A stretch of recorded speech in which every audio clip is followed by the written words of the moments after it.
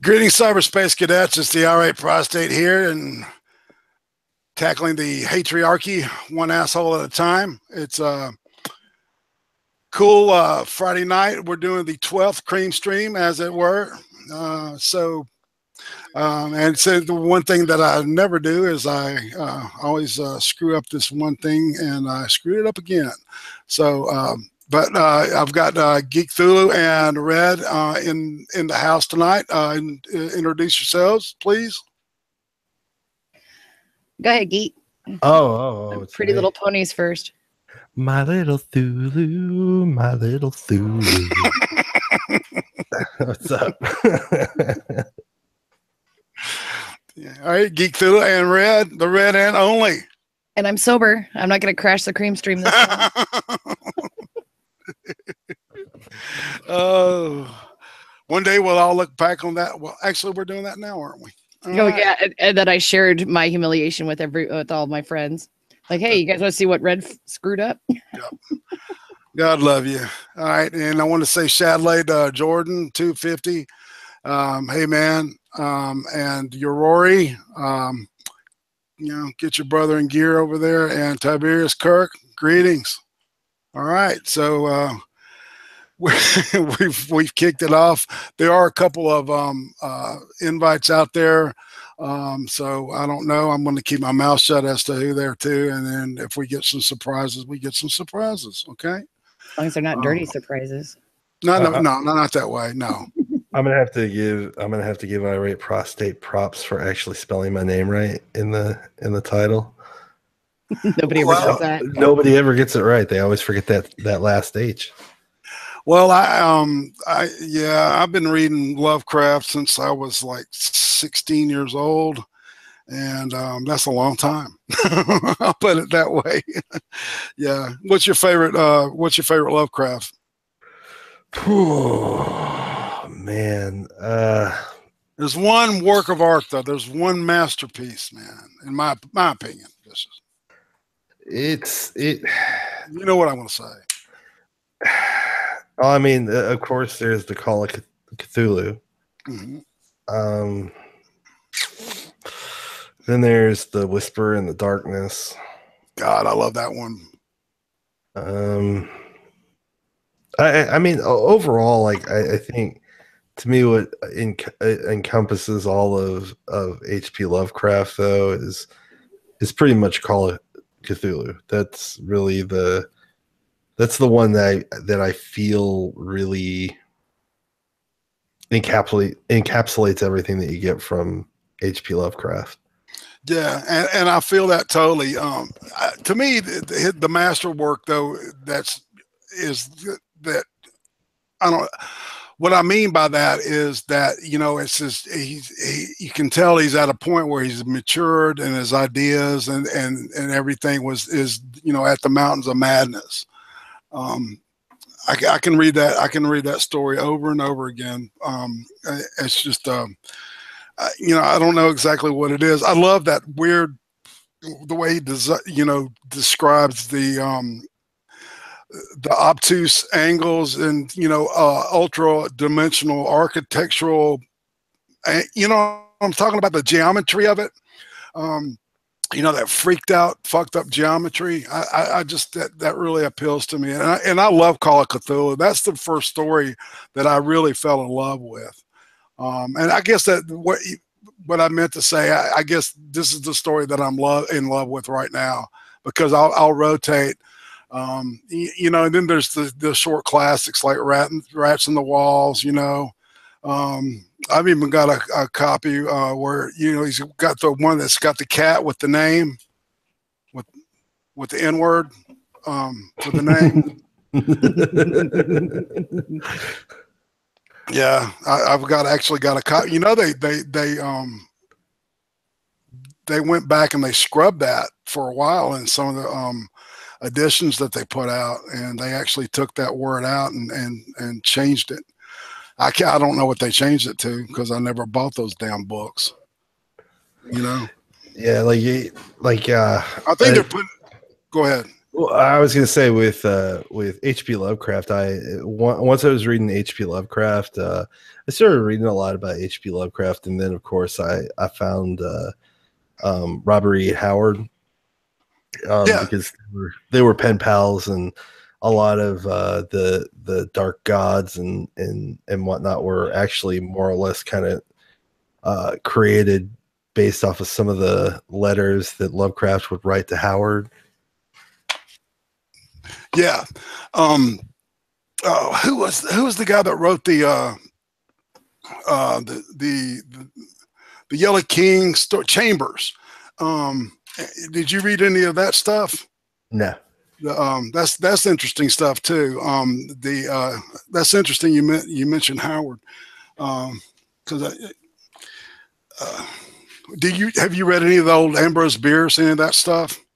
No, I haven't gone that far. What, Red, what do you like to read? Oh God, I don't have much time anymore. But Pierce Anthony, oh God, what's his other name? Isaac Asimov, things like that. I was always Oh, like wow. a science fiction person.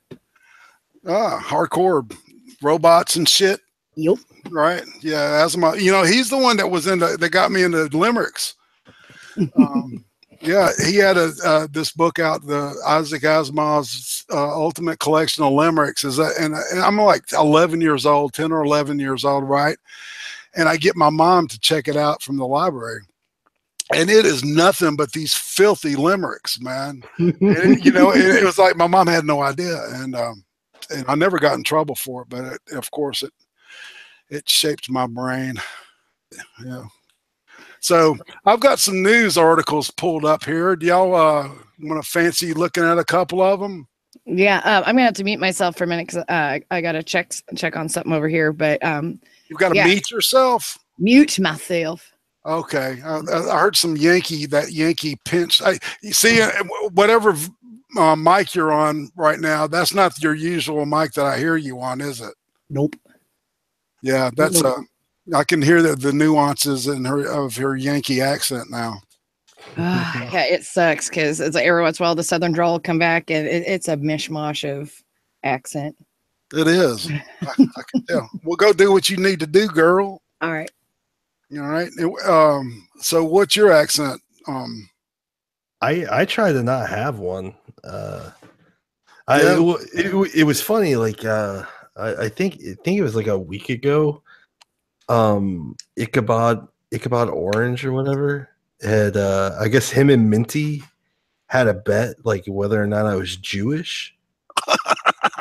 and and I was like, well, first before I answer your question, like why is there a bet?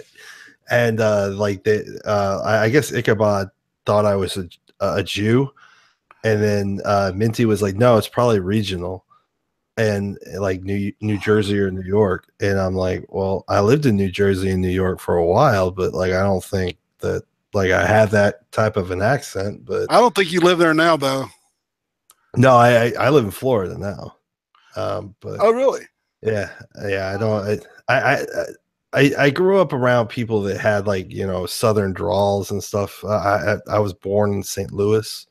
Well, Right. actually, outside of St. Louis, Missouri. It was in Troy, Missouri, is where I was born. Okay, I know Or exactly. where I was at least raised, and we had a ranch and everything. So you know, people they talk like this. You know, they have a Southern drawl, and you know, real country sounding accent, and like I kind of never had that. You know, and then I tried to make sure that I didn't. Like I'd always try to say not say ain't or y'all. Right. Or things like that. I would try to keep that out of my vocabulary. But like sometimes, like I'll talk and you'll hear me say like a lot, and it's because I'm trying to keep my mind from like using different things because I'm like actively trying to keep an accent away. It's funny. It's just not. It's sometimes it's just not natural. I hear you. Excuse me. Having to take my medicine here. Yeah. But yeah, well, apparently they made a bet, and I guess Minty won the bet because they took it as regional since I'm not a Jew. But I was like, wow, what a weird question. That's really weird because, I mean, how can you tell somebody's religion by their accent? That doesn't make any sense. It's not like I was like, all right, everybody, we talk about the goyim today, all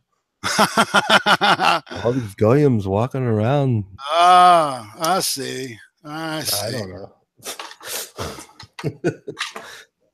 know. Dude. Oh man. So they were obviously wrong. Oh yeah. All right, let's look at this news report here. Okay.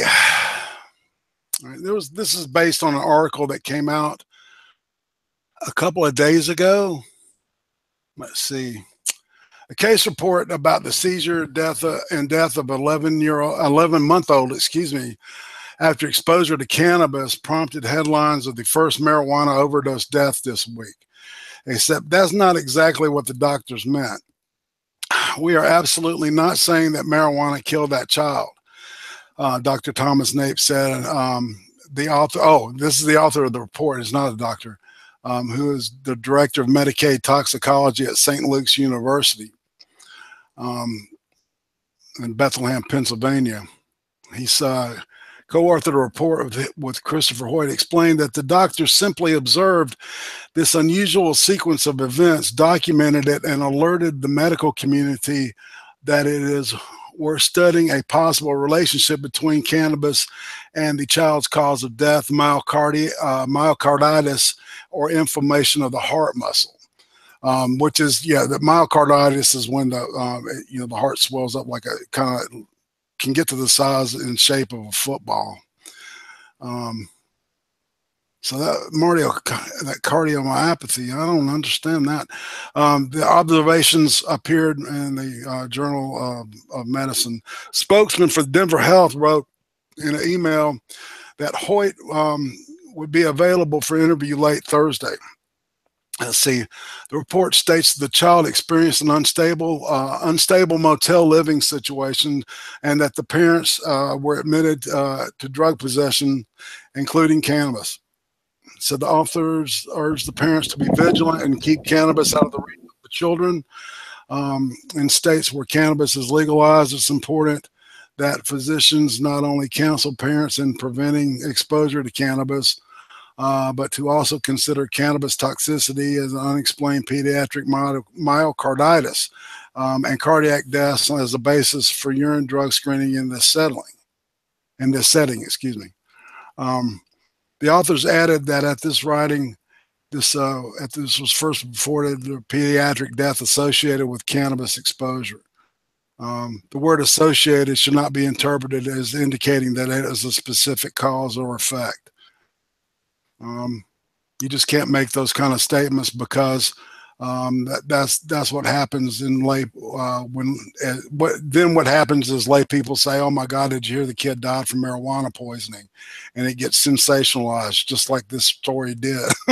Well, yeah, I mean the title alone of the article makes it sound as if the child died specifically from overdosing from marijuana. Yeah, and he goes on to say it's not based on reality; it's based on somebody kind of jumping the gun and making a conclusion. It turns out that what happened in previous news reports, much to the guy's dismay, upon hearing Nathan quote Hoyt, were not claiming the child died from marijuana, as Calvin said, which is a more responsible way to phrase it, I guess.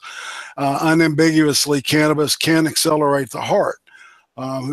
Said Calkins, who is not a medical doctor but studies drug policy and markets. He also agreed that the parents should keep marijuana out of the reach of children.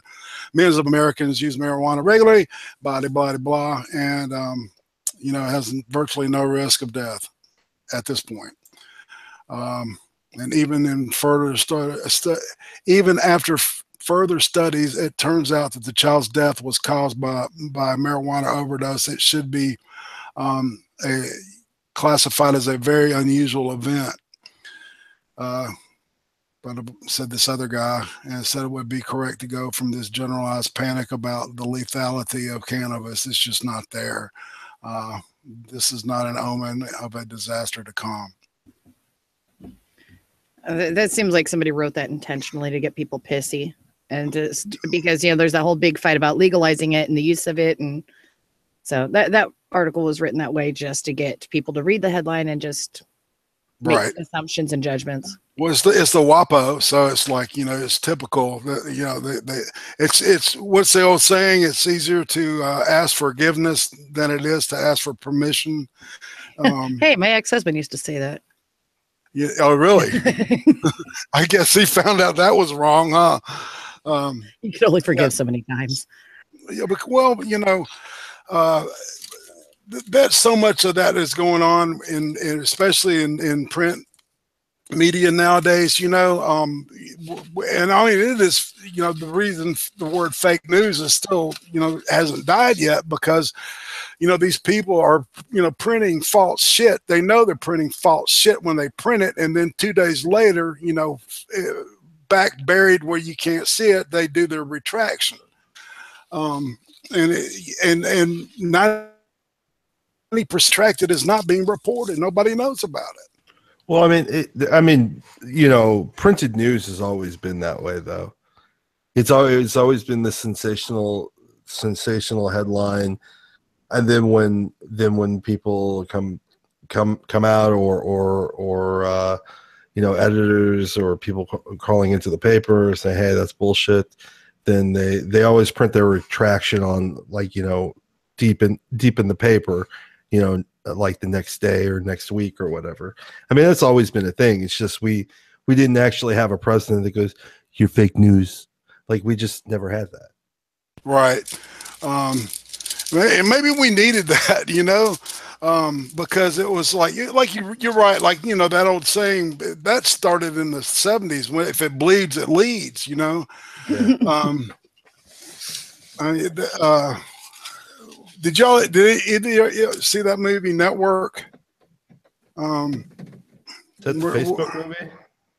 No, it's a movie that happens in it's television old television network news, and this guy, I think he's supposed to be kind of like a Walter Cronkite type. Oh, is it the one with that guy that's like yelling at everyone from his TV screen, like I'm mad as hell? Mad as hell. I'm not going to take it anymore. Yeah, I'm not take it anymore. It's that movie. Yeah, Occam has joined the group. Say hello to everyone, buddy.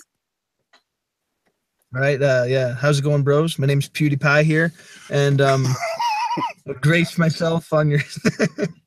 My name is PewDiePie. I'm here to fuck up shit. No. Man, my computer was giving me so much trouble. Like, it was being like super slow, and then it kept freezing, and then I had to keep rebooting it and stuff.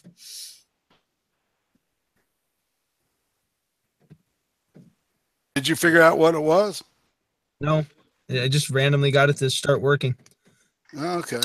Just kept trying, and then eventually it worked. That's like me and dates.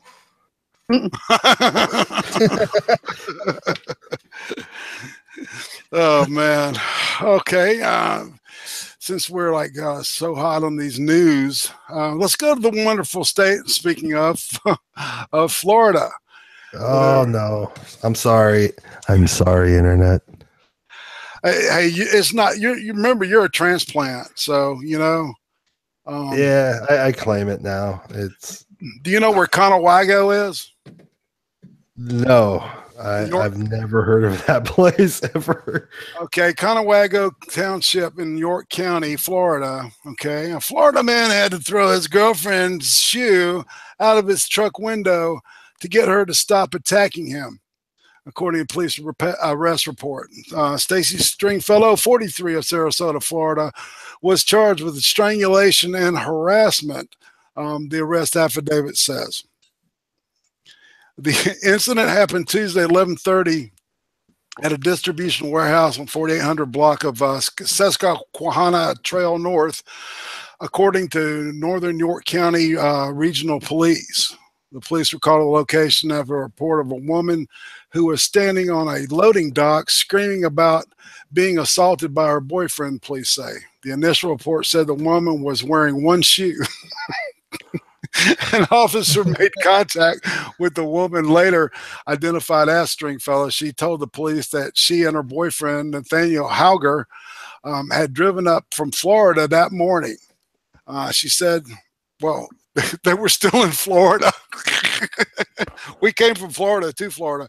Oh, God, these people fucking just, they don't edit their shit. She said that she was searching through his email when she found evidence that he was cheating on her.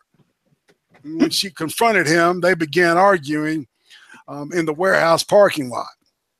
Stringfellow said that the dude bit her on the right wrist during the argument, and that she somehow sustained a scratch on the side of her head during the altercation as well. She also said that she had been in the hospital earlier that day to get her psych meds. Oh, this is good. This is something tells me that's an important missing piece to this puzzle. That seems to be the catalyst, I think, to this whole thing. Yeah, she's been off her meds for a couple of days, man. Her shit's kicking back in.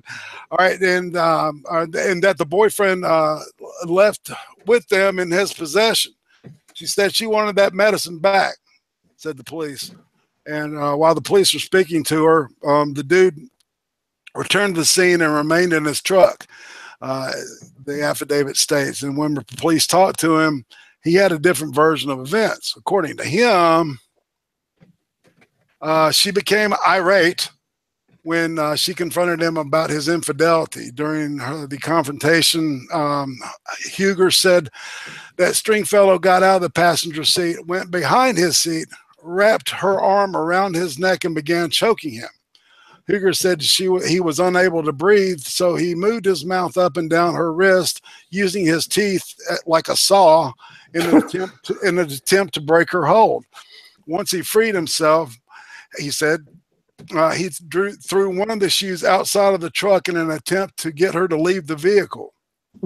He also told police that his ploy did work and that she left the truck to get the shoe and he drove off for his own safety. That there were no witnesses in the area that could provide any information and verify what happened. Based on the information received at the scene, police took the woman into custody and they arrested her. She had been told when told that she had been accused of strangling Huger, she allegedly said to police that she was trying to hug him and calm him down. The affidavit says. She said that Huger bit her wrist and that she was hugging him. Why am I imagining an angry spouse sitting above the other spouse's head with a pillow going, shh, shh, it's okay, I'm just hugging you. Yeah, this relationship's going to end up in a very, I believe we're going to see murder come out of this. Oh, we've all had that crazy ass relationship. And have y'all heard it? Go ahead. But that one, like the thing. Okay, so they were traveling from Florida, and then they end up getting a fight, and he abandons her at a fucking warehouse in Florida. So to me, Right. like minimum, they couldn't get along for between 2 and 4 hours to get the fuck out of that state. Like, how fucked up is their relationship? Well, remember, she was off her meds. I mean, you got to give them that. Well, see, that's the thing I don't understand. People that need regular psychological medication. I mean, I know several people that do, and I used to need it for my anxiety. I was never bipolar. That only happens when I drink a bottle of whiskey. But I mean, you stock up on your meds and you go and you know a few days ahead of time, so that way you don't run out, because you know you're a psycho crazy person. Right. If you're actually handling it. Otherwise, I was off my meds is a cop out, not a reason. It's an excuse. Well, like, yeah, like, not to bring up like old shit, but like Pagan Minotaur, his whole thing, like he was off his meds, and when he did what he did, you know, you know, there are certain things that happen with bipolar people that they don't really think of consequence, so they end up, you know, doing stupid shit and not really thinking about it. And I mean, sometimes it's a bit of an excuse, but like when you have access to the meds, it's like there shouldn't be an excuse. Or if you know the meds are helping you. But see, this is the whole thing. It's like, honestly, my second grade teacher, I hated that woman with a purple passion. But later on, I realized I really actually needed her in my life. She told me a long time ago that give me a reason, not an excuse. An excuse is you fucked up, you made bad choices, and now you're trying to get around it. But if it's an actual legitimate thing, it's a reason, not an excuse. So I've had that argument. Like, I'm so glad to know that somebody else knows that there are reasons and excuses and what the difference is. Holy shit. but women always have reason. Men always seem to have excuses. No. We've met certain people online, and we're not going to say their names, that they do not have reasons. All they have is excuses. That's true, but I'm just saying, in most relationships I've ever been in, whenever there's like the girlfriend does something shitty, it's always like, well, I had a reason for it. And then whenever I do something dumb or stupid, it's like, that's just an excuse. It's because you keep dating girls, geek. Yeah, I need to switch up to like trannies or something. Yeah, Traps. that or date older women. Date older women. Just date older women. That's true. Date older women with dicks. I'm gonna hit up like those 70-year-olds, stick it out for a few years, get some of that sweet fucking will money. Hey, you live in Florida, perfect state to do that shit. No shit. That's what I'm Florida, saying, God's waiting room. And you may have to convert to Judaism to do it, but hey. Oh yeah. Hey, if you're already circumcised, you're halfway there. Just go down to Boca Raton, find me some young old women. Young old women. Yeah, I want them to be lively. That's right. Young at hot. Well, young at hot. That, or maybe just hope that they've got the palsy and they'll vibrate for you. Well, and what really this is, and if you hang out on 4chan, please get this shit right. Girls are not goyim, okay? Girls are shiksas.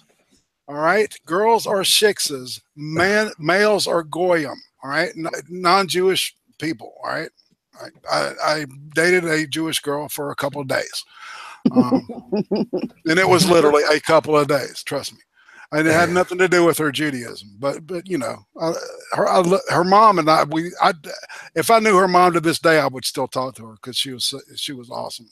Did you ever hear the Schwarze? Yeah, the black people. Yeah, black people. Black people. Yeah, the Schwarzes. Yeah, that's German for black. So some of that Yiddish though is like it's Hebrew, German, and Polish and French mixed together. Yeah, man, it's a crazy language, and I speak a little German, so you know I could hear the German and the Schwarzes and. But the Gnexazoink, I have no idea what the fuck that is. They sneezed while somebody asked them, what is that? And that's what you got. Yeah, I dated a couple of Jewish girls when I was living in New York and New Jersey. And real Jews, or were they just greedy? No. They were real. They were Japs. They were Jewish American princesses. Funky little Jewish princess. Yeah, man. Their parents, like the parents, just by default, they're like, oh, a goyim, and they just hate me. You know? Wait. What is it? What is it like to date a Jewish girl though? Like, what makes it so different? Well, I'm like a sucker for like the olive skin and like the dark hair and if you got the light eyes, get you some Egyptian. Get you some Egyptian. But like it's almost like the Catholic schoolgirl mentality where they grow in this oppression, like this sexual oppression, and then when they get old enough and they kind of strike out on their own, if they're one of the rare Jews that actually move out of their house before they're fucking 35, they're outcasts. You know they go fucking banana. It's like they're Rumspringa. You know, I they was just about to say, they just go bananas, and they're just Yid's like, gone wild. yeah, Yid's gone wild. That should totally be a video series. Let's get that rolling, people. Let's make that happen. I You live in Florida. You live in Florida. There's some I would people in totally New jack York. off to that all the time. Bulu, you just cited 2 Frank Zappa songs. Did you know that? Jewish Princess and Catholic Girls. Here's the taste of. I love Jewish Princess, and I can sing it to you. I want a nasty little Jewish princess with long phony nails and a hairdo that rinses. A horny little Jewish princess with the garlic aroma that could level Tacoma. Lovely inside, where she can swallow my pride. It would take a lot to level the aroma of Tacoma, dude. I grew up near there. You always knew when the tide was out. Fuck that. I want a hairy little Jewish princess with a brand new nose. Who knows where it goes? I want a steamy little Jewish princess with overworked gums who squeaks when she comes. Squeaks when she comes. I don't want a troll.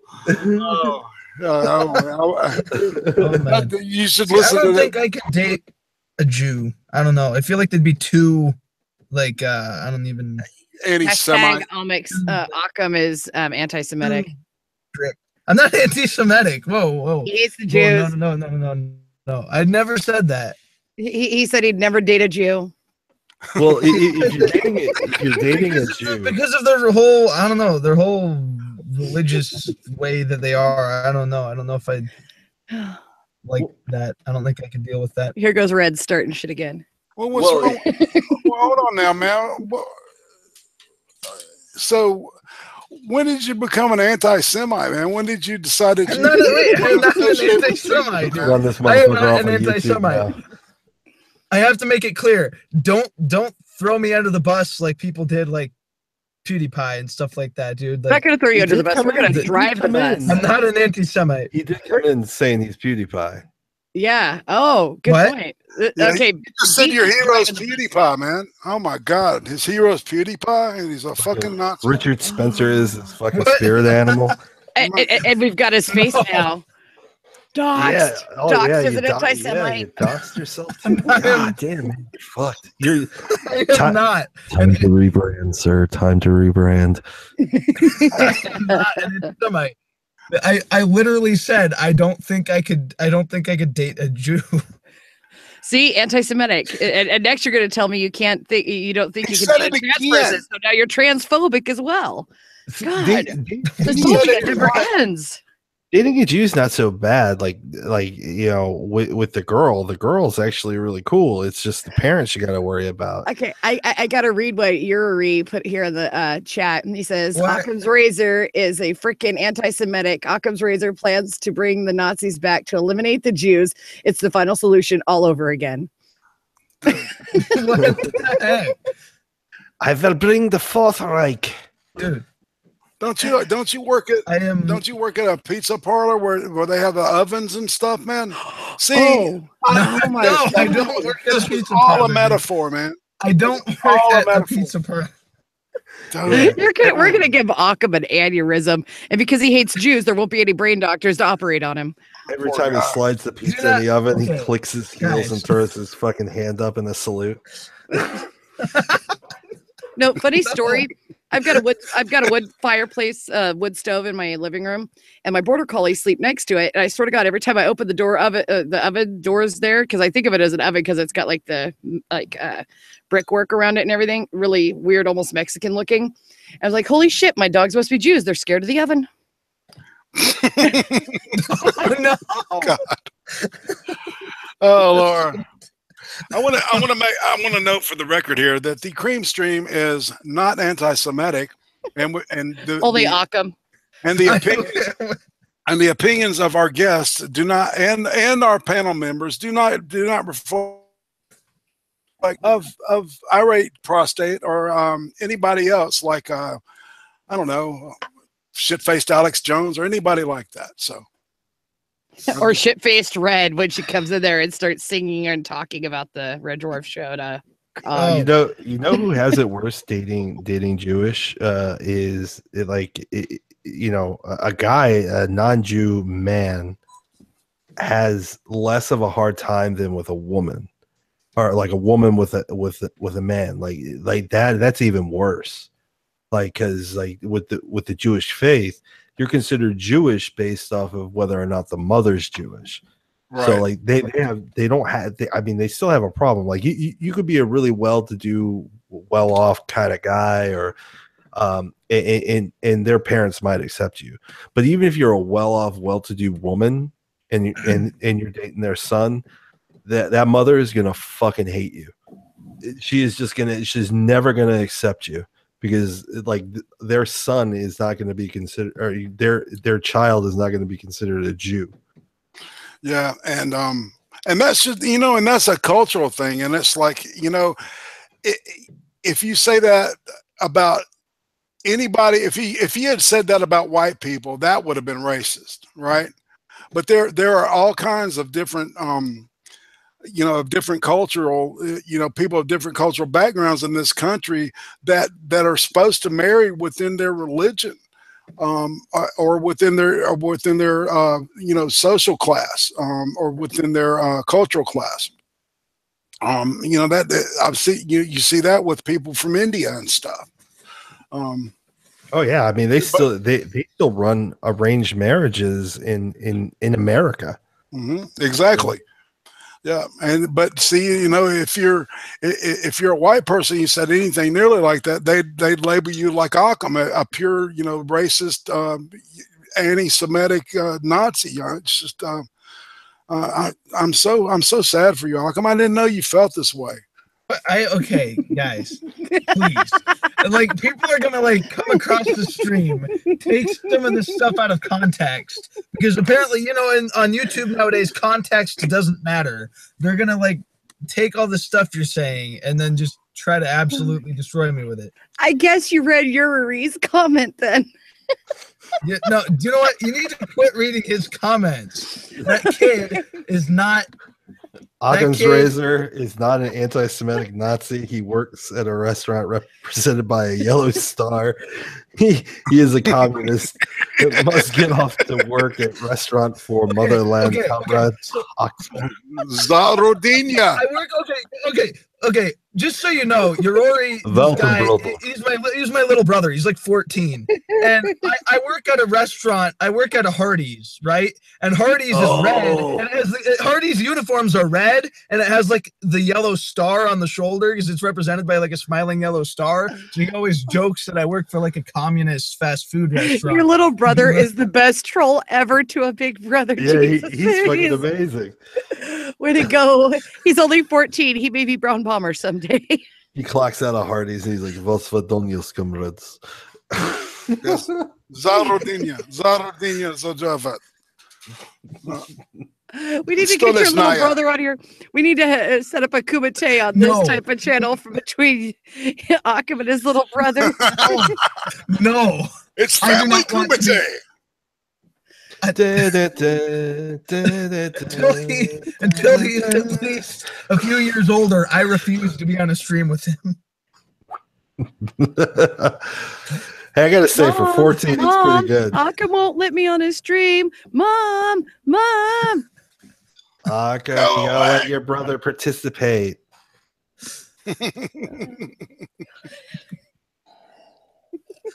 Oh. Okay, well, we'll just actually, okay, the reason I pulled up all this news and stuff was because really this one story, and I actually downloaded the song, and I'm going to play a little bit of that. I think I can get away with that. And if I, you know, I can take it out, you know, if, you know, when I, no matter what happens with the copyright thing anyway.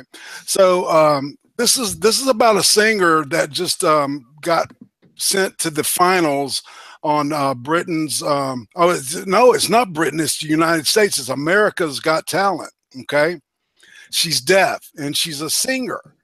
All right, and she plays guitar and she sings and she's deaf, and she's been getting death threats from the deaf community.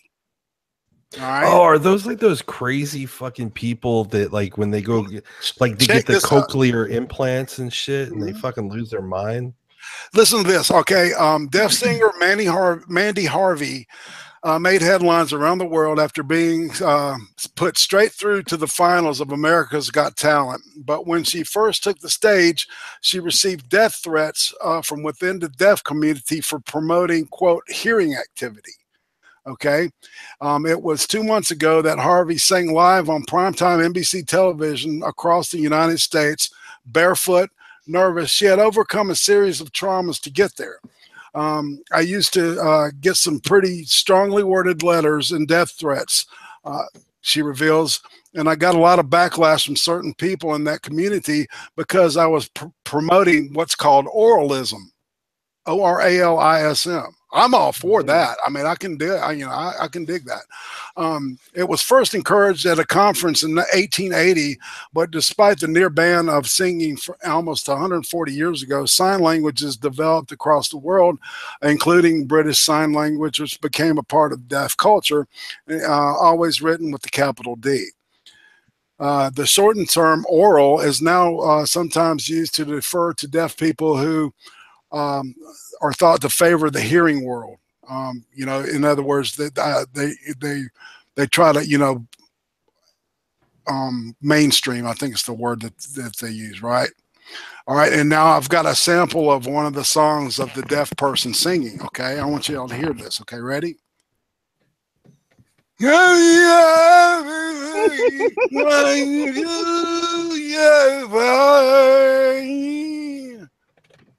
Okay, I don't want to play anymore for, you know, I don't want to get strike for copyright or anything. I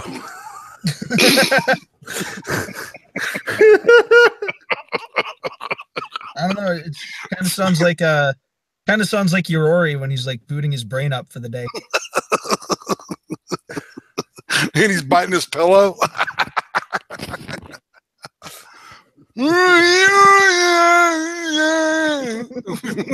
I'm sorry, man.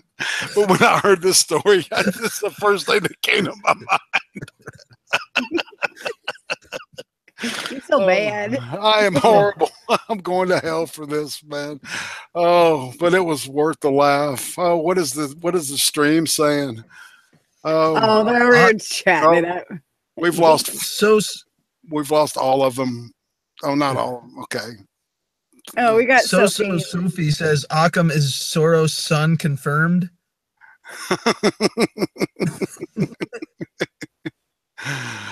Sophie. I don't know where you guys are getting this information. I want to thank Sophie for briefly breaking the barrier that gave me 230 subs today, and then I lost one, so I'm back to 229. So. 229 subs. I'm suffering. I was like for some reason it said I wasn't sub to you. Oh, really? Yeah. No, I'm not snitching on you yet, Max Burr. I'm here suffering. I'm definitely sub to you. 222 subs. I'm gonna snitch on myself though, because I popped over to Failure Stream to comment in his chat. I had it muted, but I was over there mucking with Godbotherer for a minute. I was like, all right, I'm gonna go back to my my stream now. Okay. I am really like in a rush now to like get some content on my channel. I did think of a video idea that I want to work on. I gave you one. I gave you an idea. Read Mein Kampf. Yeah. Nope. Nope. But anyway, like, because like, you know how I'm doing this whole, like, I'm transitioning my channel from being political to just being like, and just for entertainment, just whatever videos I want to make for entertainment purposes. So I went and I basically, that's what she calls it. Entertainment purposes. We don't talk about that. Anyway, those are the special, that's a special unlisted Patreon only playlist. The FAP channel. Special access. It's like, it's super, it's like everything's unlisted and you only get access to that if you're a Patreon. No, I'm kidding. Anyway, no, I'm trying to get some videos like made and up on my channel because I went ahead and privatized like all my old political stuff and basically all the old stuff I did. And now apparently I didn't know that when you privatize your videos, it takes away how many views it says your channel has. So now it's like my channel has almost no, I had like a few thousand views. Now it's like your channel has no views and no content. But I have 242 subscribers. So I'm like, I got to get some videos up and start cranking stuff out. No. You know what that makes it look like is that you got popular before you ever uploaded. But I told you to do them. I told you to do them unlisted, man. No, because I don't want people to I don't want people to be able to access it and stuff. They won't. Trust me. not unless they have the actual direct link. But if it's unlisted, well, but that's the problem though. People could go scroll all the way back on my social media and stuff and find every time I posted a link to a video. You are too paranoid. What did you do that's so bad that needs to be hidden? Look at this way. Nothing. I just don't want people to be able to find it. Are you embarrassed of the content, or are you not proud of your content? Because I know you're trying to change your format and everything, but honestly, if you're really worried that much about the views and everything being shown to people, do what they said is like, privatize them, not so much as like unlisted or whatever it is you do, because it's going to take somebody that's really dedicated to proving you were something other than this as a channel, and nobody's really going to give a flying fuck. Well, here's the thing. I don't care about the fact that oh no, I'm missing I don't really care that much about the fact that it's like all my views are gone now because I privatized all my old videos, because I'll just get them back. I'll just get more views and stuff in the future. But I don't know. I just don't really want, I just kind of want to whitewash all the old history of my channel. From just make a video on somebody that's just generally disliked or hated in the community, and then you'll blow up in some views. My Joy Sparkles, or the People versus Joy Sparkles, that fucking video is like, I've got like 15K on it now, 16K. I try to stay away from the political stuff. Well, I said we could just sit around and just talk about like individual YouTubers and just say, oh, I hate them. Oh, I hate him. I hate him. Oh. Occam's razor. I hate him. Dude, yeah, I hate him. Fucking anti-Semite. No, Messiah is obviously a big anti-Semite because he knows how to spell Semitic, and he's correcting us on our spelling of Semitic. Messiah Keck. Okay, Dick Daddy Foster. Right? Yep. Academic Cub is out there.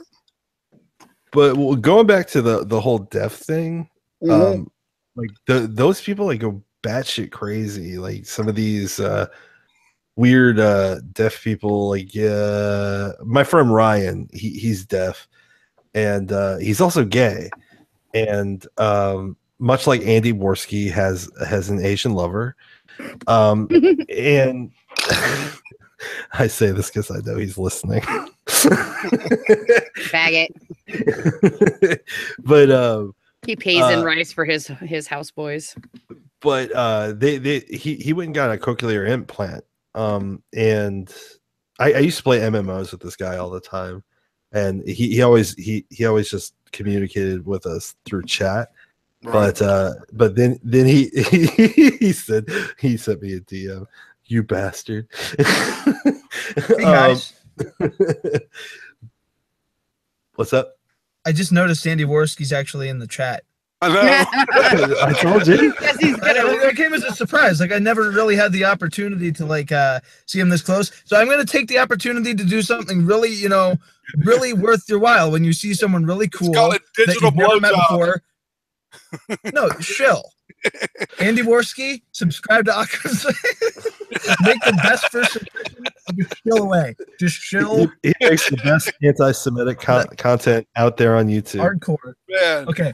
I am not an anti-Semite. I want to clear that up. And he also hates Asian lovers. I'm not. Yeah, he's terrible.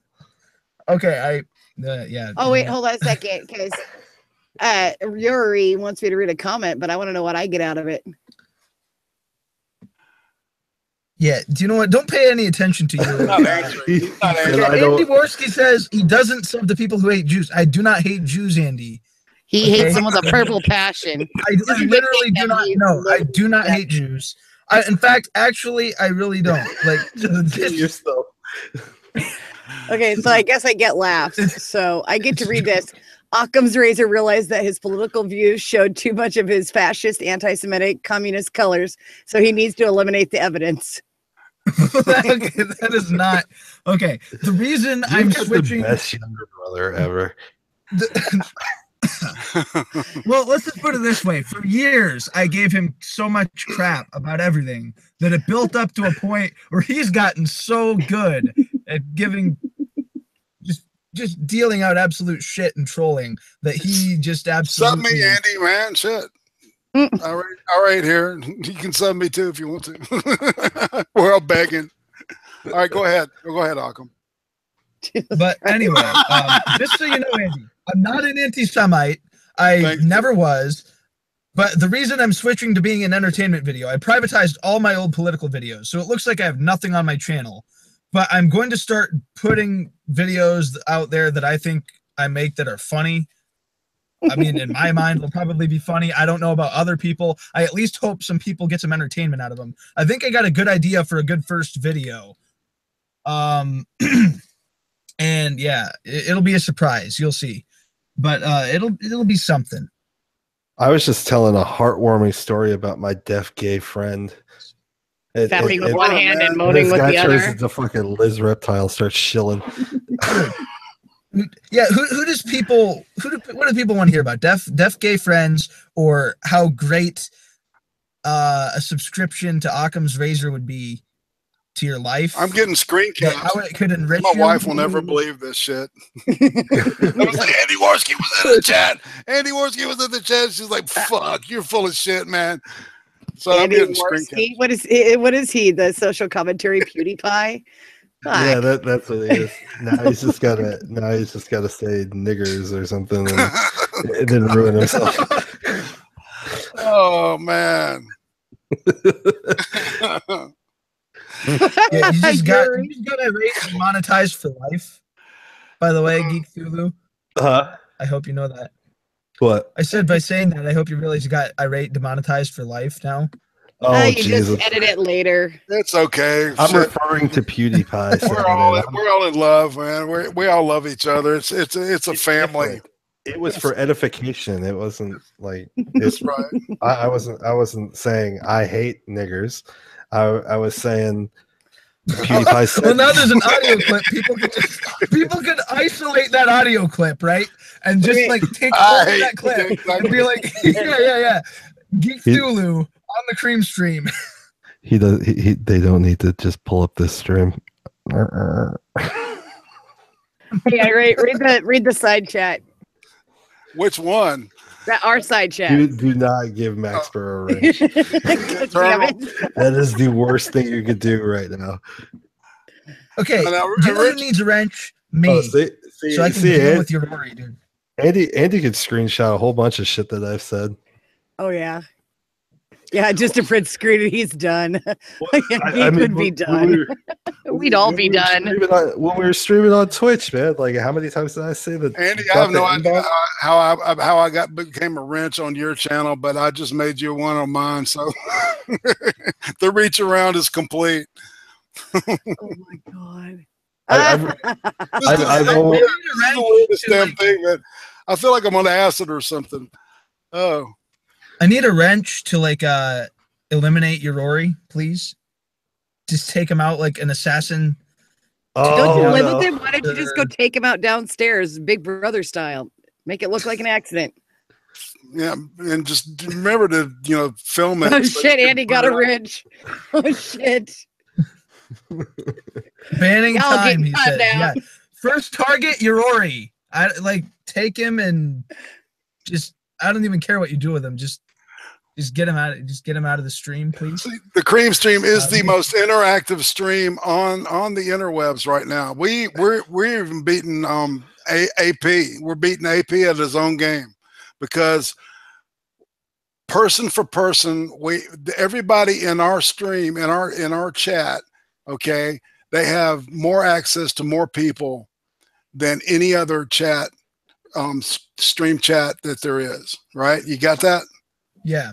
It's like for every one person in the stream, 2 people in the chat have attention. Whereas if you're watching AP, that's like 1 out of 2,000 or really 100. Ban Sophie, Andy. Beat her up. Hey, Sophie's nice, man. I don't know. She's been mean to me. She's been mean to me. She's been nice to me. Sophie's such a horrible homewrecker. She's a terrible homewrecker. She's got mommy and daddy fighting now. She's a dirty Scot. She knew how to play us. She's scaring me. I love Sophie. She's so awesome. So Andy, how was the movie, man? How was fucking I don't think you went to go see it. That's what I thought. You didn't go see it? Okay. We were told you went to see Justice League. No, I figured it's Friday night. He probably went out with his girl with the lovely Sinead. Redheads forever. That's all I gotta say. She's so abusive to Andy. Sorry, that Twitch stream is still stuck in my head. She's really Irish. Really Irish. Between Chris and Andy's girlfriend. Oh God. Was there something other than stirring up shit we were doing? Geek was gonna tell us a story about how he came with his My Pretty Thulu Pony thing. Oh, that thing? You want to show me? I'm gonna present, okay? This is Andy, you gotta see this dude. Oh shit, hold on a second. Okay, I stand corrected. That wasn't Andy's girlfriend chewing on Chris. That was Chris's girlfriend chewing on Chris. God damn.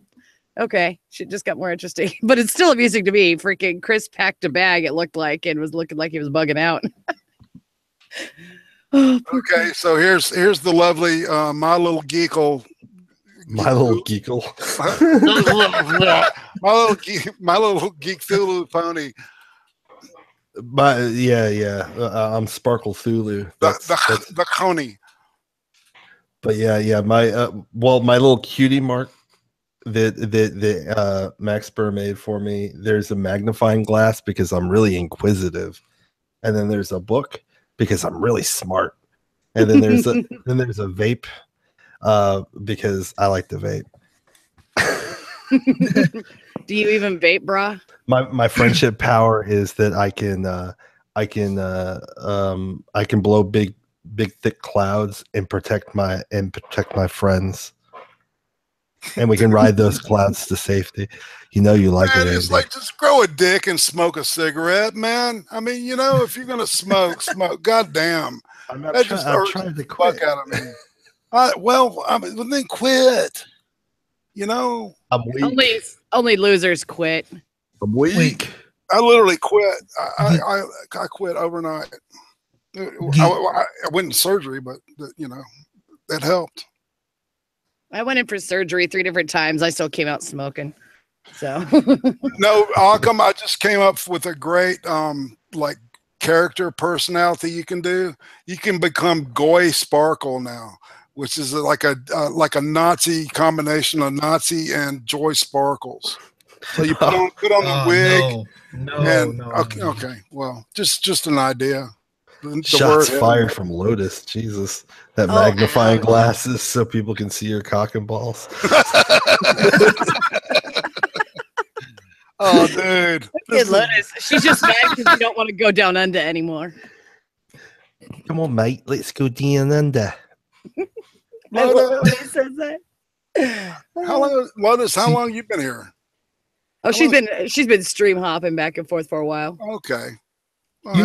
You need a magnifying glass, Geek, but when people approach me, it's kind of like when you see something on the horizon.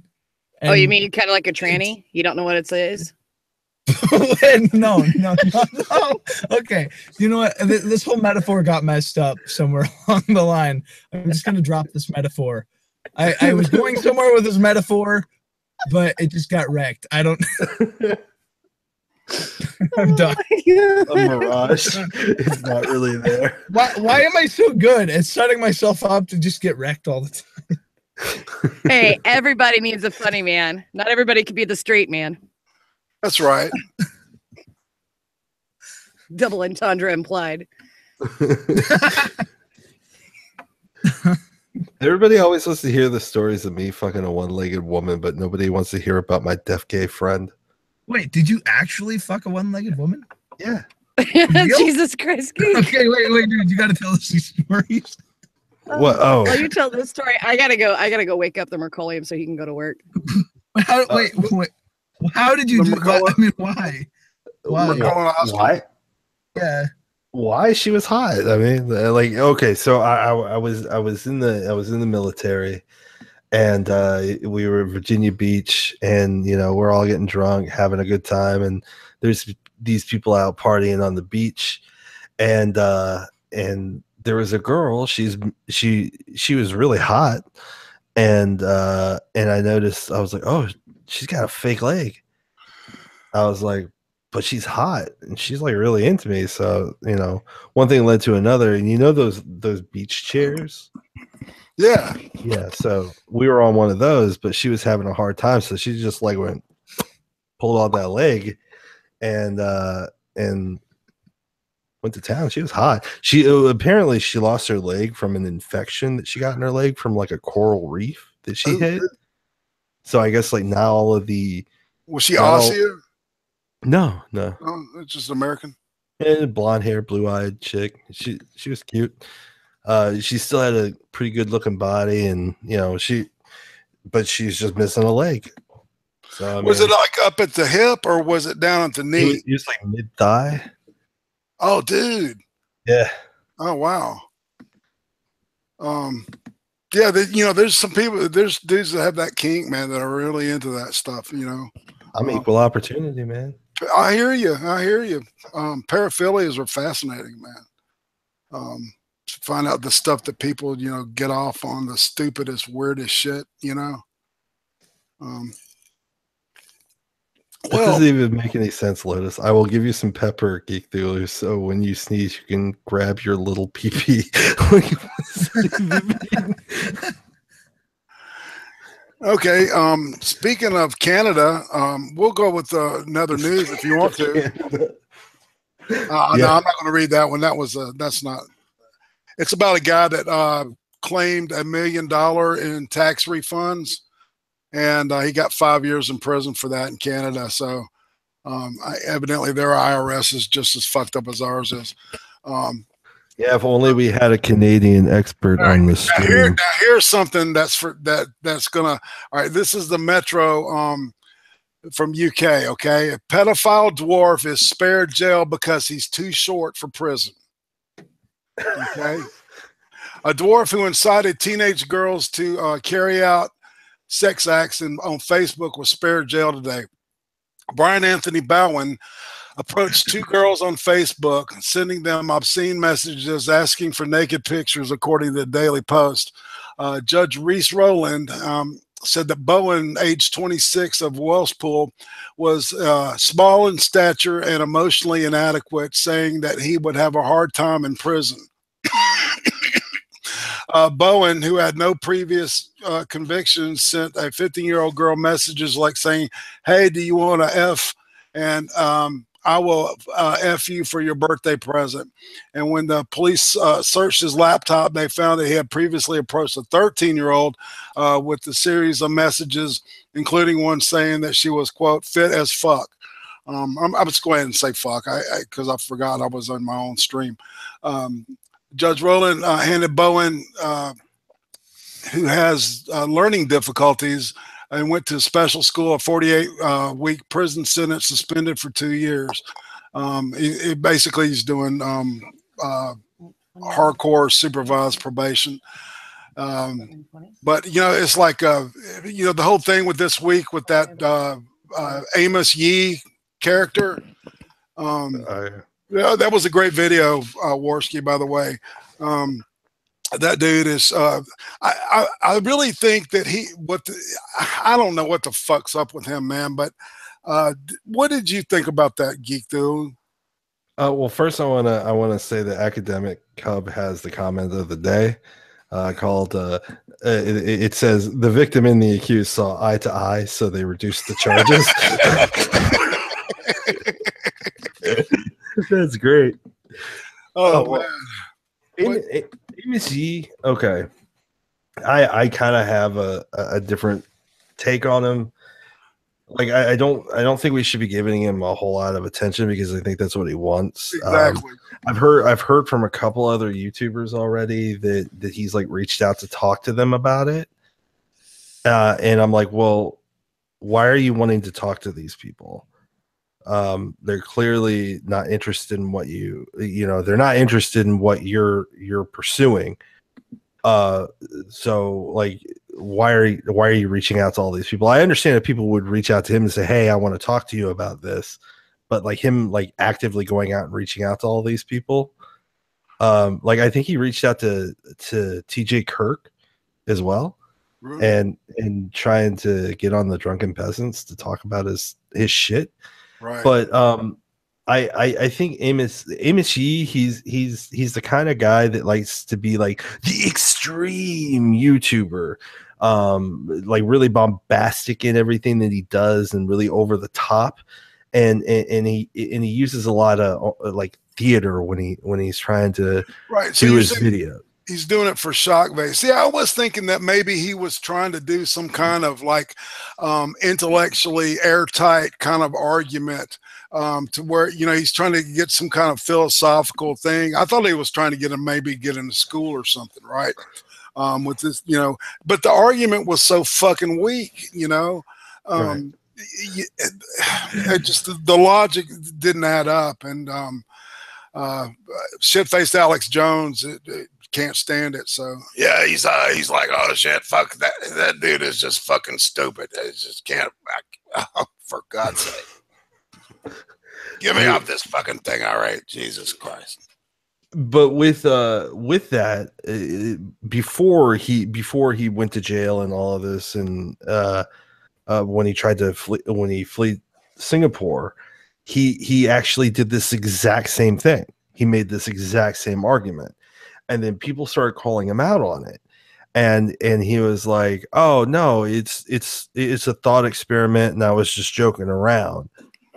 But then as soon as he's like trying to regain some relevance within the community because he's been gone for a while, right. Now suddenly this argument's something he's doing this again, and oh, it's for realsies this time. Like I just don't believe the guy, and.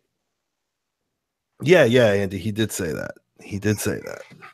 See, so I can see that, man. I can see exactly what you're saying, because it didn't make any from an academic standpoint, it has the look, the way he presents it. It has a look.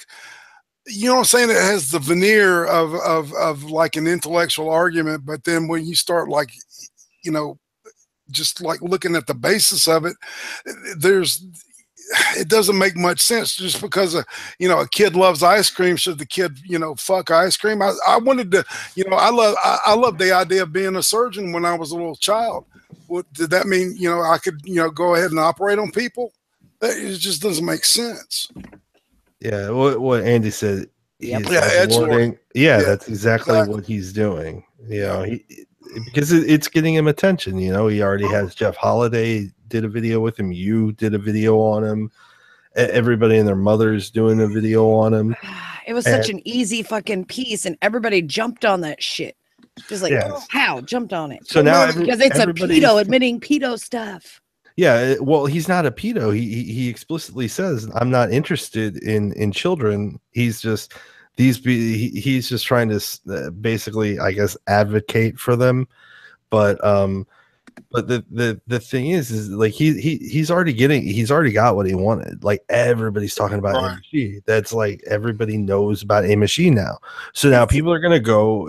He doesn't necessarily care who's subbing to him.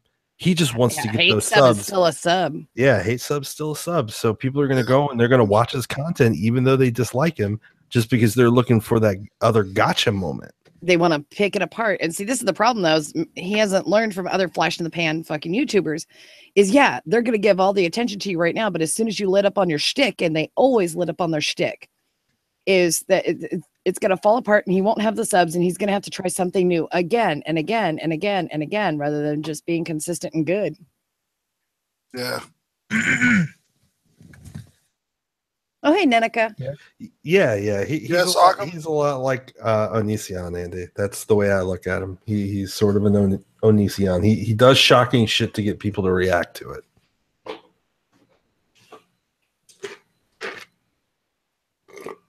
Yeah, Keck, they may have the 12-foot long thing, but they also have 30-foot long partners, okay? So if you want to fuck a 30-foot long partner, that's on you. He's talking about whale sex in the chat. Why don't you like send him a link and let Andy hang out for? Let's let Andy hang for a little bit because I sent him one. I sent him one.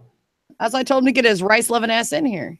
Yeah, even if it's for a little bit, man. Because this is kind of weird, because when people listen to the playback, they're not going to know what the fuck they're listening to. It's like, well, what's going on? So. But Geek Thulu, you are doing a great job of repeating it. So you are thinking of the listener down the line, and anybody listening to the broadcast, as in a recording form, I want to thank you. Yeah, we'll work on that OBS stuff in the background. I'll show you how to get everything set up where you can actually have your chat up on your replay. That'll be wicked, man. That'll be awesome. Yeah. Then you got to have like a special panelist thing or whatever where it looks like me and Irate are sitting in a little box or something. No, dude, I can make that. I can do all the photo stuff. And I know how to basically set it up, but I don't know how to really get it going to where you can stream through it and make it look, really good. I've done some frame stuff, with it, and I was able to cut one video with it, and then that computer crashed, and then I've got this new computer with all the shit. I completely forgot how to work it because I'm fucking old. Eddie said he's tired, so next. All right, man. Well, Bubba, just hang out and listen to us, and get your kicks, and then crash and sweet dreams, man. Just hang out, because it's a delight. Where's the better Warski at anyway when we need to chat about Oh, shots fired. Dude. Remember, she's not a core part of this group now. Just remember that, Andy. Mercolia, what the hell did you do to your avatar? Are you a brony? Yes, I'm a brony. I believe in friendship magic. Oh, it's the friendship magic. It's awesome. Oh my God. I'm feeling shit. Andy gonna ban me from the stream I'm in. Oh shit. I better be good. You better be. Okay, we got Florida chick out of the way. We got the dwarfy pedophile dude. He was actually, they were scared he was going to be seeing eye to eye with some one-eyed wonder worms when he got to prison. That dude would have got tore up, man. You know what I'm saying? I mean, look at it this way, man. What kind of game does that midget have? I mean, he must be spitting some hot fucking game, because when girls are 15, they're really fucking shallow. So he must have had it going on or something. He must have had some fucking hot fire coming out of his mouth. I'm not sure if I understand what you're saying. Well, okay, so you're a midget. You're not necessarily the most attractive or desirable of people. I mean, already your genetics are fucked enough that you got a high chance that you're going to pop another one of them out. So when girls at 15, since he's hitting on these 15-year-old girls, I mean, at that age, girls are really shallow, and they're at my time, they were like, "Oh, River Phoenix, oh," that's what they want. Yeah, but an older man can manipulate a young girl, especially if there's no father in the house. I mean, it's all they want to hear is that they're pretty and that they're loved. I mean, I'm serious, man. That's about all it takes, and it's sick shit, man. The girl told her father. Wait, so basically you got these older men going after all these really, really, really young women. Mm-hmm.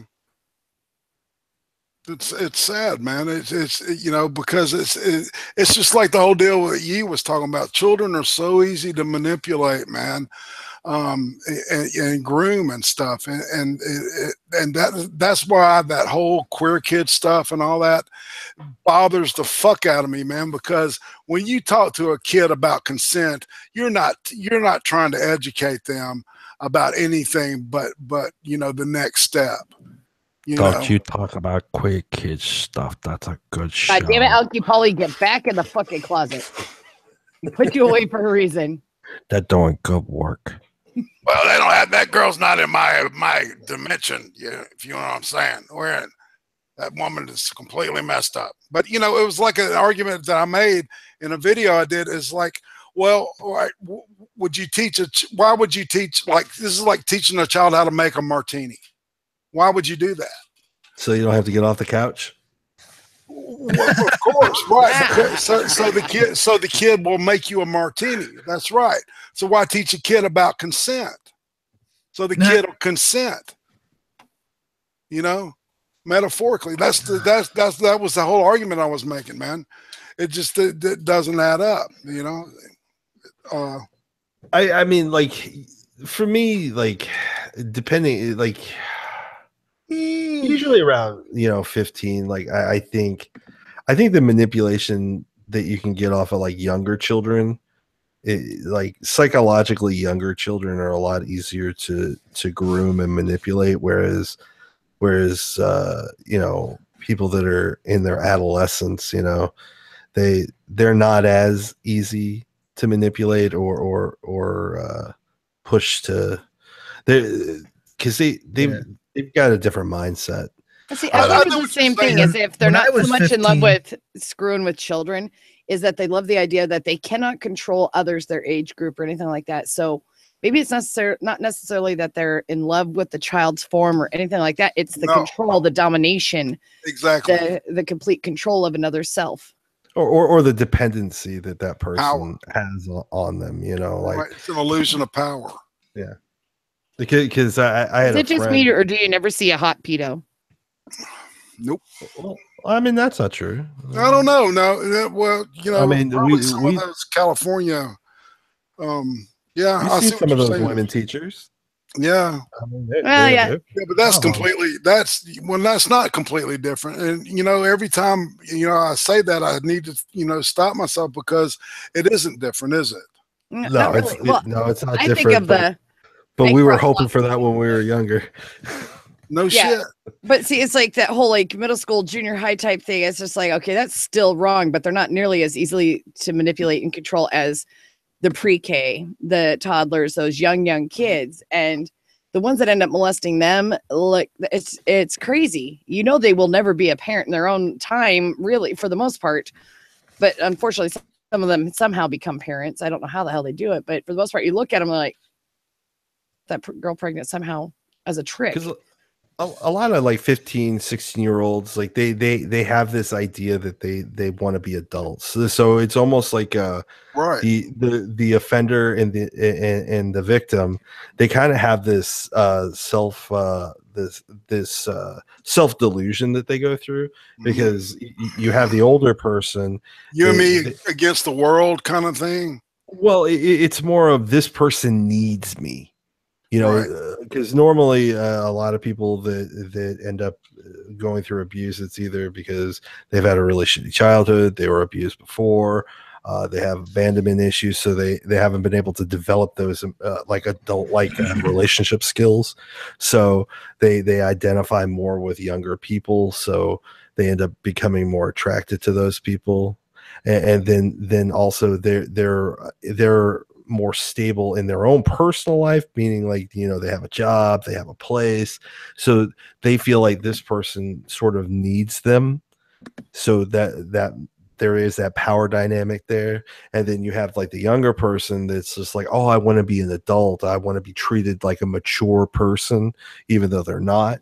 And so they both kind of feed into each other. So like when you see those like 15, 16-year-old girls with like 30-year-old guys or something like that, you know, that's usually kind of what that is. But like if you see like a 11 or 12 or, you know, younger, that's usually more of a where it's like a long-term like grooming that they go through in order to, right, you know, build up this weird trust that they have together, and then and then do like ritual abuse to them. And see, there was this really weird story I saw on Steve Wilkos that it was this I think she was 16 or 17, and or no, actually I want to say she was 15, but anyway, she went to go work for this guy as a babysitter for his kids, kind of a nanny situation. And the guy looked like Freddy Krueger, only taller. And she was a pretty hot little number herself, but she ends up falling in love with this guy in this weird, like, open relationship thing. And it was the mother trying to beg the daughter to come back home, and Steve Wilkos losing his shit. And then there was a follow-up story to where they ended up into this weird lifestyle where they had looked for a unicorn and they had found one, but the girl ended up being in love with the female that was involved. It's just like this whole, like, really like sick cycle that started. I'm not saying there's anything wrong with kinky lifestyles, but I mean, it started with this girl when she was like 15 or 16, and then it developed where they started in on another younger, not quite adult person, and it becomes this weird, like, warped cycle.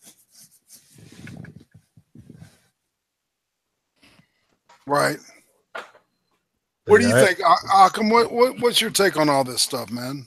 On all this kind of stuff about people manipulating young people, I kind of feel like, well, obviously it's pretty terrible, but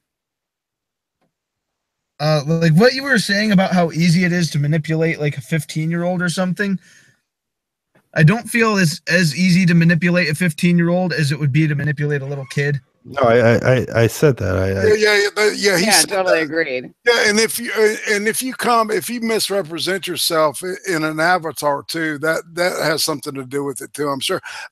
Maybe that was going on with that the midget dude, you know, the dwarf that was, you know, that we were talking about in that earlier thing.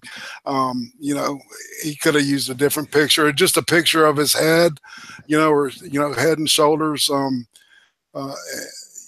In height, not even come into it. You know what I'm saying? No, but I was saying, like, no, I agree. Like, you can't the manipulation tactics for a 15-year-old and, like, say an 11-year-old are completely different. You got to be, a lot more sophisticated. Exactly. Because, you know, at that point they're starting to develop their, you know, their critical, critical reasoning skills. Yeah. You know, that part of they're in that midway point of development to where they're not quite adult yet. They're coming to terms with that they can actually make decisions that affect their life, and that they're so close to that, you know, maturity level, or what they think is maturity level, that's why you see a lot of mid-teens have these like emo episodes and serious emotional fallout, and they're very susceptible at that age to any kind of manipulation at all, good or bad. Right. Right. And all it takes is, let's say mom and dad both work, or there's something going on, and they get, they're looking, and usually girls will look to their father for validation. And usually girls, I have 3 daughters, they will challenge the mother for the affection of the father. It's just natural. It's just natural. And then the fathers or the sons will challenge the father for the mother's affections. It's just animal instinct almost. And so when, like, my oldest, she'll be 18 soon. I noticed with her, progressively, the closer she gets to 18, the more rebellious and looking outside of the home for validation from males she looks for.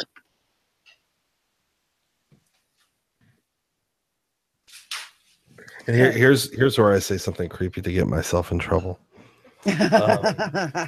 Like, to me, like, it's not unnatural for, like, a man my age to look at a 16-year-old girl and actually feel an attraction to them, you know, because genetically they've reached this level that our little lizard brain, our undeveloped part of our brain, is like, oh, she's ready to give birth. You know, really reproduce. Yeah. It's like that. It's that biological need to push your genes. Yep. You know, forward. Well, it's like what Academic Cub says is, so what of cases where an adult means a 16, 17-year-old at a 21+ bar dressed to kill when they paint themselves as grown adults? Which one is the real prey, the adult or the child? Because my 17-year-old, she could easily, even at 15 and 16, could pass for an adult. And it's getting to this society to where that lizard brain rules, even in these party situations. It's no good reason, but still, it's when one sets out to trap another, who's the real victim. Especially when you meet them in what's supposed to be an adult environment too. Yeah, but I don't think an adult can ever be, claimed as a victim. I mean, because there's at some point you learn the truth, and then sometimes I guess after the fact, it's like, God damn, that would be the, I would never want to be put in that spot, man. Think about that. Well, see, I've had other guy friends of mine that they're like, well, once it was, the deed was already done, there's no one doing the deed. I was like, but you can stop doing the deed. Exactly. Stop. But adults have to take responsibility for their own actions.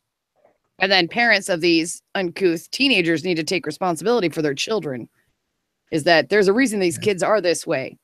And they didn't just evolve this way all on their own unless they were left all on their own. Well, I was gonna say, not to leave when I was hanging out there, I was actually having a conversation with my girlfriend about that whole the whole sexual maturity, and older men being attracted to the younger women.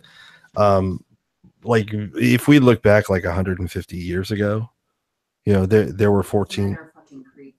There's my girlfriend. If you heard her, those men are fucking creepy. But hello, Thulu. But if we look back 150 years ago, you have people being married at 14 years old, and I feel like society has kind of dumbed down the teen in a way, whereas they had different priorities and different expectations for what their life was, and so that's evolved. Probably in the early 1900s, women started making this transition of maturity. Their maturity was sort of pushed off more according to societal standards, and then we started and of course psychology plays a big part into it too, because we started to understand sexual behavior, because it wasn't till Kinsey that we started really looking into the sexual development of adolescents and adults. So yeah, Academic Cup pops up in here too. If we had a 16-year-old responsible for their actions for certain crimes, why do they get a pass when it involves sex with an unknowing adult? Yeah, and I forgot, Geek Thulu, that you're doing that whole. So you're in school right now, aren't you? Oh no, not right now. Okay, because I was thinking that no, all the stuff's on your brain because, it's like you're recalling stuff really well. It's like, and this shit I forgot, from a long time ago. It's been so long. I am so fucking old. It's just not funny. I like reading. You're not much older than us. I can kind of see what you were talking about though earlier, Geek, where it's when you were talking about the whole the lizard brain thing and all that kind of stuff, whatever. Excuse me briefly, y'all, please. Yeah. Okay. Yeah, where society's kind of overtaken our biology in terms of what we think is appropriate. But then again, our biology has increased life expectancy too. But and then the survival, because our healthcare is better. Our biology is living longer. We're older than we have been in so long, and it's really kind of weird because on one hand, I used that same argument too when I was younger, but then again, I was one of those that I didn't want to give up my virginity to save my life. I was born again, brain dead in the religion of Christianity, when I was growing up.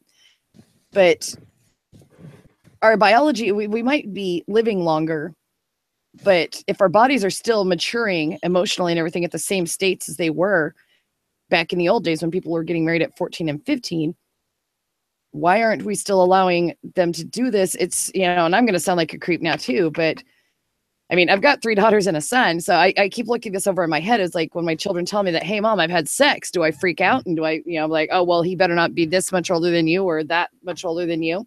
Because honestly, as a mother, I don't want my daughters to be with a very young man because very young men are emotionally, mentally immature. They're out there, they're young, dumb, and full of cum. I mean, that's what they do. They go forth and procreate. They, you know, just do their thing. And I told my daughters is honestly, don't date inside your own age bracket. But then again, there's rules about dating in our house too. But you don't want to date someone too terribly young because they're not ready to really take care of you and yours unless you're in those folly years. Now hold on. Not all of us young men are stupid. Okay. You got some of us like Occam's razor that are actually pretty smart and stuff. So you can't say all of us are just, well, not all, but for the most, there's always an exception to the rule. Yeah, you may not be young, dumb, and full of cum, but you're anti-Semitic. Well,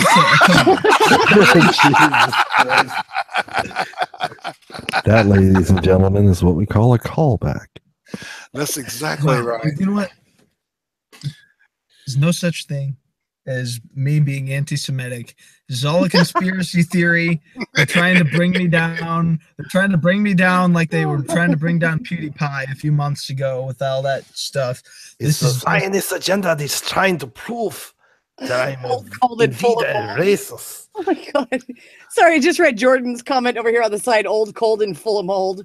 I think we just found Liz Reptile's new tagline. Oh, hey. Speaking of Jordan, thanks for the nice meme in on Twitter. You need to check it out, Occam. We're not worthy. We're not worthy. Nice callback to Wayne's World. Stuff?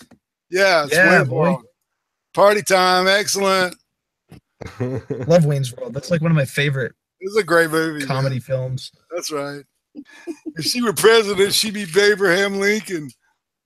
Oh my God.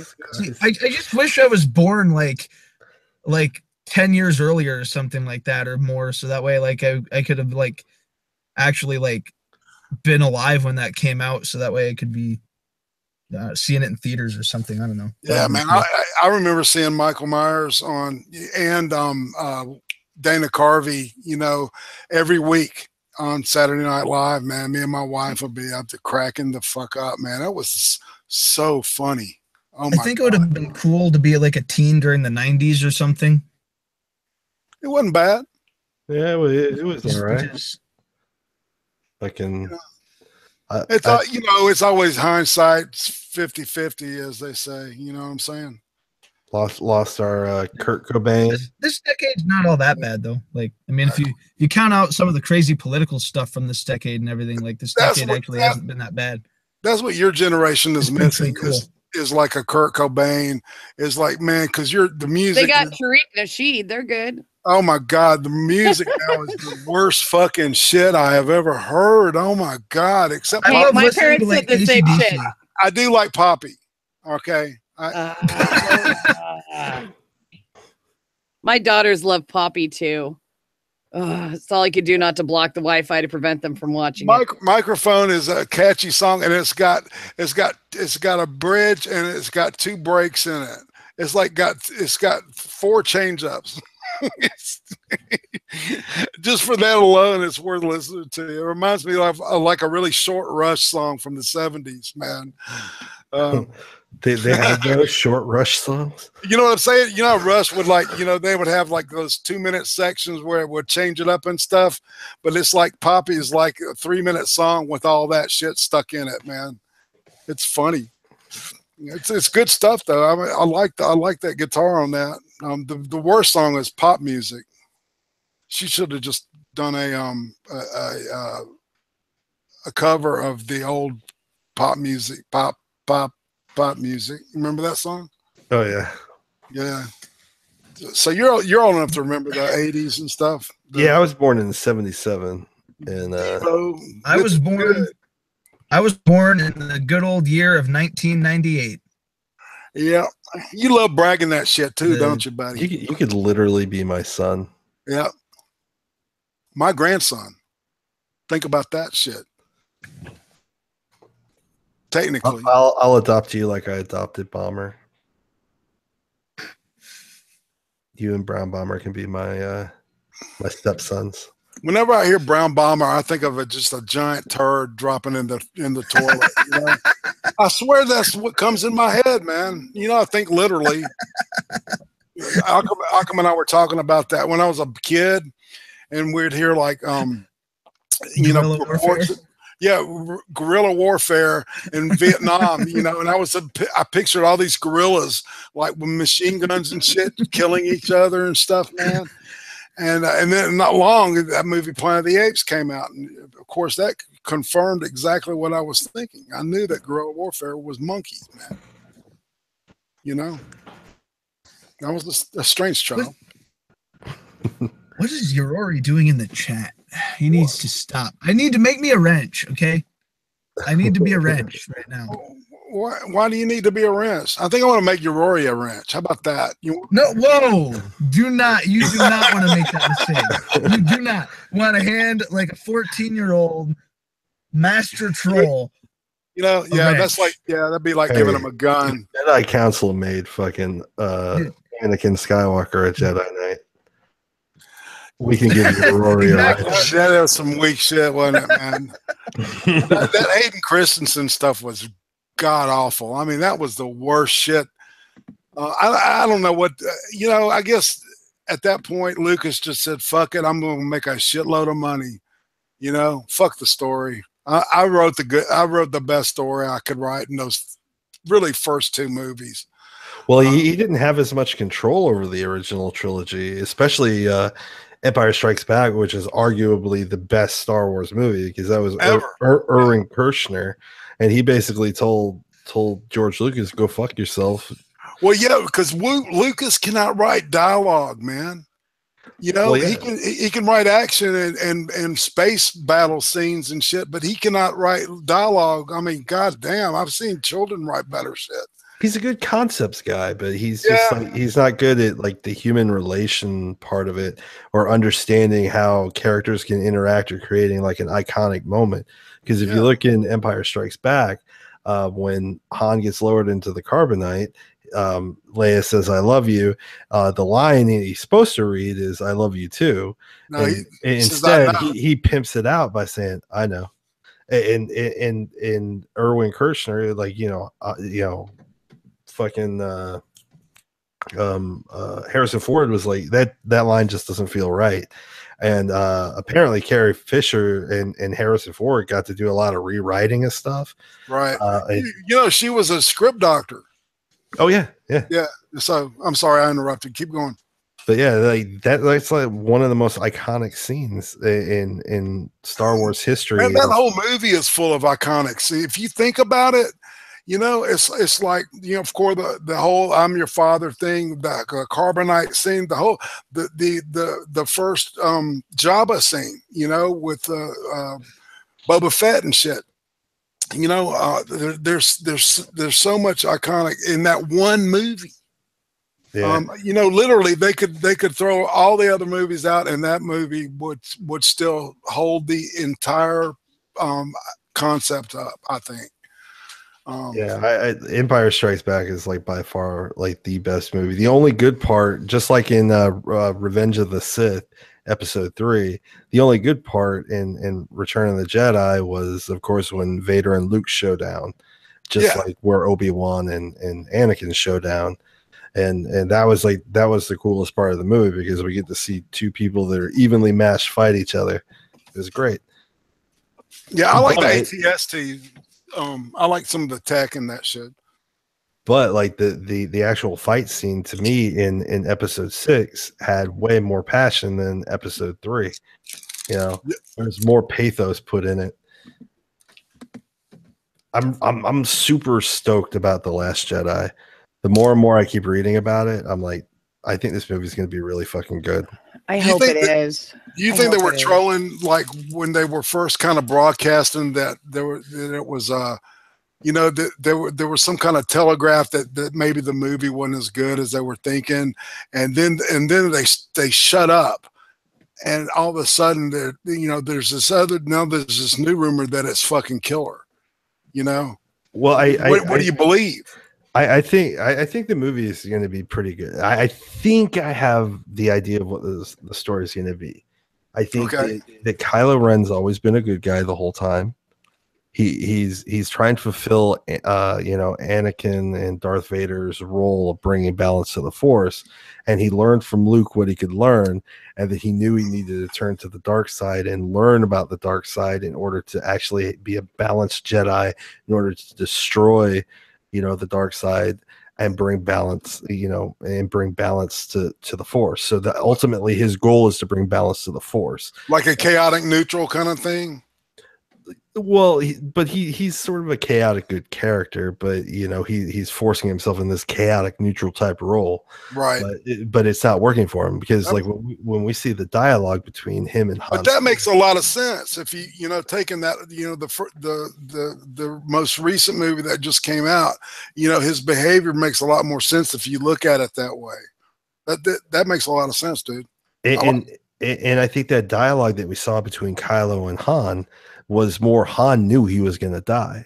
Right. You could see the resignation in his face. And he knew he was going to die, and that and the pain was not like anger. It was just more of like, I understand what you got to do. And he's like, I don't want to do this, but I have to do it. Right. From Kylo Ren. And so he does it in order to prove his loyalty to Snoke, and so he can further his training. And I think Han understood that. And then with the next episode that's coming up, right. Rey is of course going to be another convergence in the Force, like Anakin was. She's completely created by the Force, and according to the Battlefront 2 game, from what I can tell, the main character from that game is probably going to be Ren's mother, where she was basically impregnated by the Force and gives birth to Rey. That's what I think, and I think we're going to follow more of a story of where Luke fills a Yoda type role, where he feels betrayed by everything that's going on, and he isolates himself because he feels like the time of the Jedi is over, just like Yoda did. And we're gonna have Finn and Oscar Isaac's character.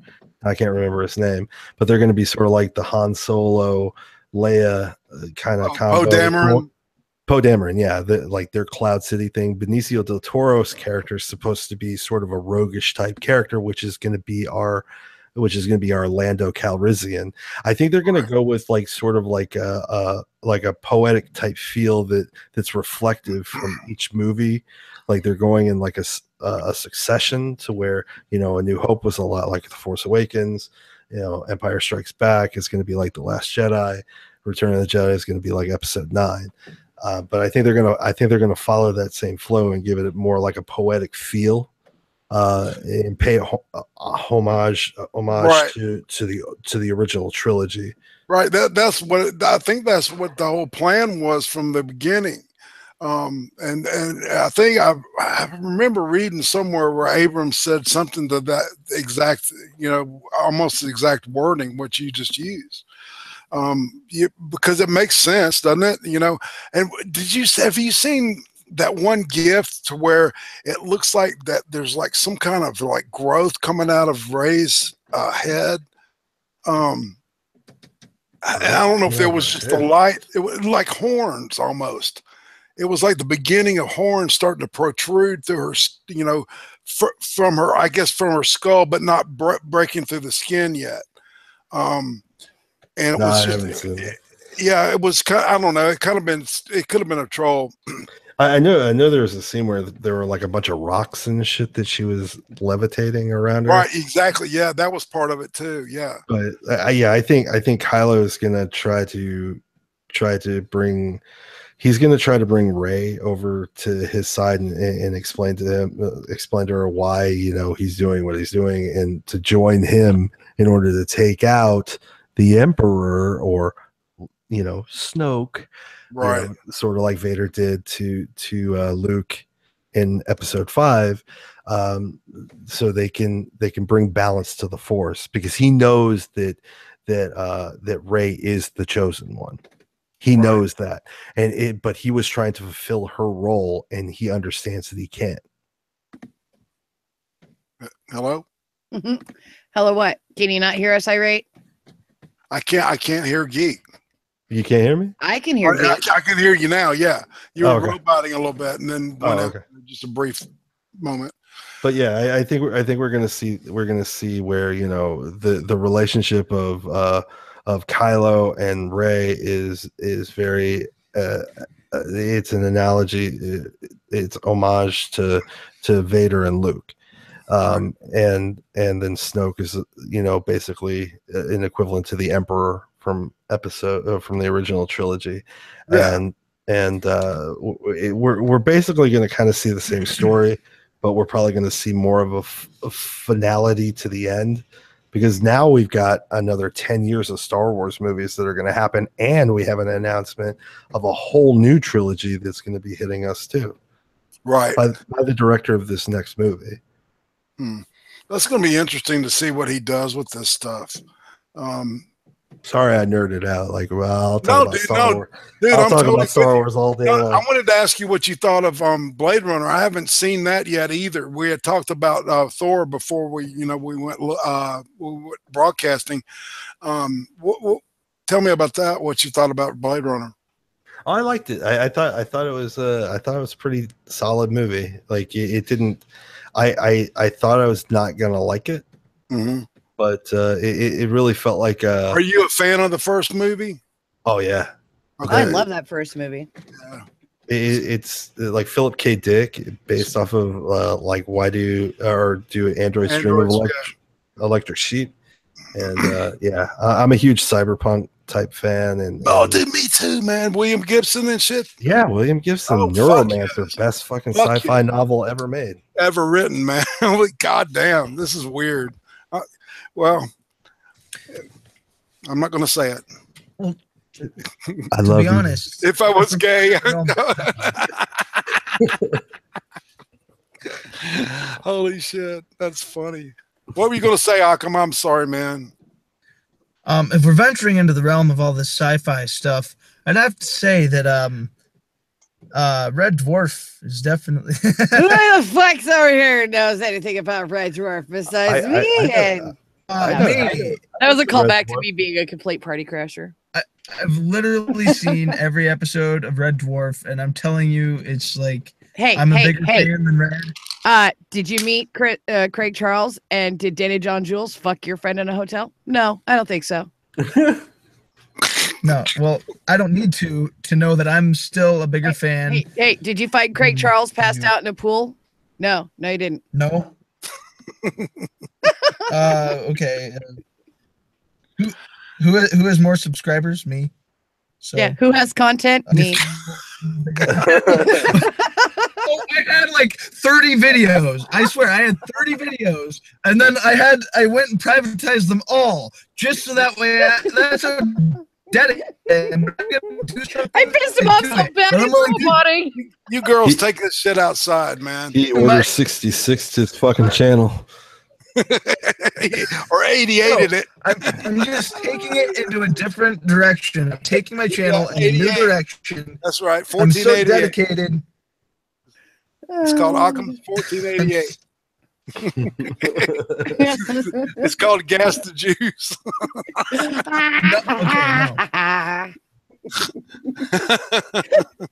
Oh my god, I pissed Occam off so bad he roboted. we should like set up a whole like fucking like sci-fi movie stream. That would be like MST3K kind of shit. No. Like where we talk about movies and like geek out about good movies, dude. Are you into good horror too? Like depends on your version of good. I'm not gonna take a big, out Keck on his opinion about Stephen King. oh, I don't like Stephen King either. So No, see, he was like my first like creepy thing. I don't think he's horror by any means, but I mean I can visualize his books real well. I mean it plays inside your head. He can develop realistic characters. And there's no safety characters. no, Yeah, I don't think he's able to develop realistic characters. Well, I mean, realistic isn't like, you know, people that you go to fucking Walmart with and shit. You know what I'm saying? I know what you mean. Although he does, and then I think the Dark Tower series was a pretty much of a cop out though, because he started repeating characters and stuff, but he claimed that all throughout the whole thing is he thought of it as multiple tower levels in a tower, multiple worlds kind of thing, and that's why the same evils showed up over and over. I'm like, that's lazy writing. Right. Well, no. I mean, that's kind of cool. I mean, in my opinion, like conceptually, that's really neat. Where he's able to connect all his books to the Dark Tower. You know, where Pennywise is actually some demon from another dimension. That makes sense to me. It's in like Randall Flagg appears in other iterations of different stories. You know, that's actually kind of neat and very meta. But my problem always with Stephen King has been that he writes his characters much like you would see in like Grecian tragedies. There's always like some crippling flaw that a character has that causes their death or their downfall, and I'm just like that they can't overcome it. Yeah, it's just impossible for them to overcome it. And normally with the hero or somebody in a book, you're always looking for that moment where they overcome that weakness in order to become something more. Well, that's because it's like he's with all the books, alcoholic. You know, that has to do with his alcoholism. Yeah, it's like there's several of his books I can't stand. I'm just like, that was so half-hearted, and there was nothing really there. But it's just I love the fact that out of all the other authors and everything I was reading, there was always a safety character. You knew somehow they would overcome, or nothing too terrible was going to happen to him. But when I read Stephen King, all bets were off. Somebody gonna die.